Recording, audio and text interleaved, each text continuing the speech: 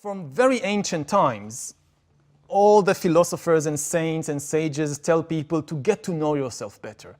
It's one of the, maybe the most important thing in life, is to get to know yourself better. But for all of history, this was a process of self-exploration, which you did through things like meditation and maybe sports and maybe art and contemplation and all these things. What does it mean when the process of self-exploration is being outsourced to a big data algorithm? Again, the philosophical implications are quite mind-boggling. I agree. I mean, the thing about this ability to hack humans is that it has also potentially tremendous positive consequences, and this is why it's so tempting. If it was only bad, then it would have been like an easy deal to say, okay, we don't want that, and let's stop researching or going in that direction.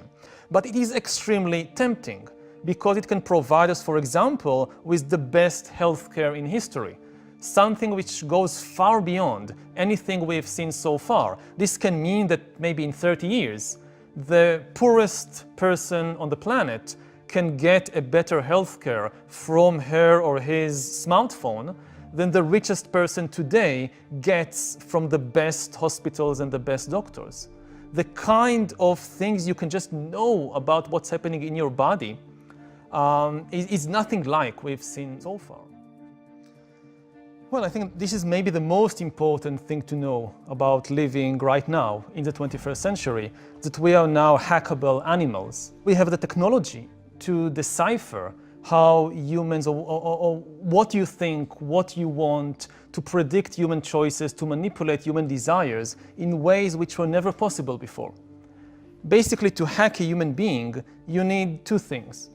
You need a lot of data, especially biometric data. Not just about where you go and what you buy, but what is happening inside your body and inside your brain.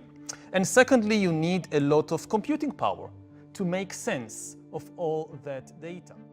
Again, one of the dangers that we are facing today in the 21st century is that computers and AI would be able to replace humans in more and more tasks and maybe push millions of humans out of the job market as a result. That brings me to education. So what do you think that if we're talking to somebody who's 18 right now, they're trying to decide, do I go to college, yes or no? Mm-hmm. Should they go to college? And if they go to college, what should they be studying? It's a very difficult question. The first thing they should realize is that nobody really knows. Nobody really knows how the job market would look like in 2040. Sure. So they should be suspicious of all these kinds of advices by people who pretend that they know what the job market would need in 20 years. The best investment, I would say, is in emotional intelligence and in mental balance and these kinds of skills of how to keep changing throughout your life, how to keep learning throughout your life. Now, how do you learn that? That's very, very difficult. We don't have a college degree in mental flexibility. But these are the most important tools. So whatever you choose, you can go to law school, you can go to ballet school, but you should keep in mind that much of what I'm learning might be irrelevant in 20 or 30 years. So whatever else I'm doing, I should also invest in developing my emotional intelligence, my mental balance, my ability to keep changing and learning and reinventing throughout my life. So maybe to give an image or a metaphor, if in the past education was like building a stone house with very deep foundations, now I would say that education is more like constructing a tent that you can fold up and move to another location very quickly and easily. One of the most important things in my life, and also I think in my scientific career, was the realization of how little I know about myself and humans in general. There were so many important ideas and important facts we don't realize about ourselves. I was 21 when I finally realized that I was gay, which is, when you think about it, it's absolutely amazing. I mean, it should have been obvious at age, 16, 15. And an algorithm would have realized it very quickly. And you can build algorithms like that today or in a few years. You just need to follow your eye movements.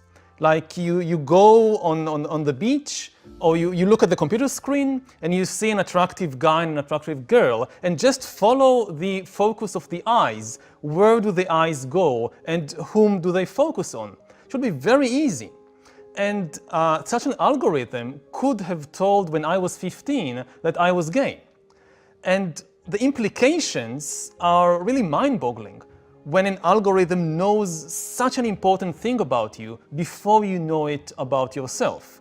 Now, it can go in all kinds of directions. It really depends on where you live and what you do with it. In some countries, you can be in trouble now with the police and the government. You might be sent to some re-education facility.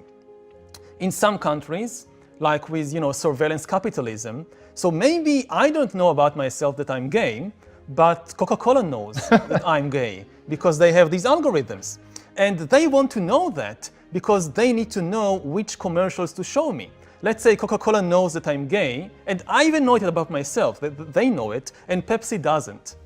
Coca-Cola will show me a commercial with a shirtless guy drinking Coca-Cola, but Pepsi will make the mistake of showing a girl in a bikini.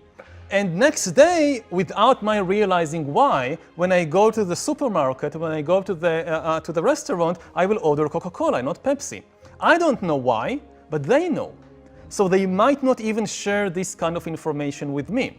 Now, if the algorithm does share the information with me, again, a lot depends on context. I mean, something as simple as choosing music. So you were just dumped by your boyfriend or girlfriend, and the algorithm that controls the music that you listen to chooses the songs that are the best fit for your current mental state.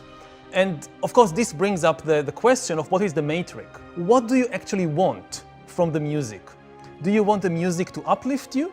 Or do you want the music to kind of connect you to the deepest level of sadness and depression? And ultimately, we can say that the algorithm can follow different kinds of instructions.